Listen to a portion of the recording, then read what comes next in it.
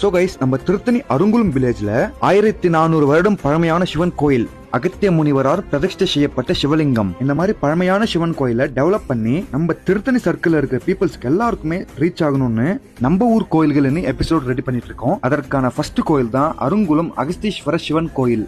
அது சிறப்பான முறையில் ஸ்கிரிப்ட் ஒன்று ரெடி பண்ணி ஸ்பீச் தராரு, வாங்க பார்க்கலாம்.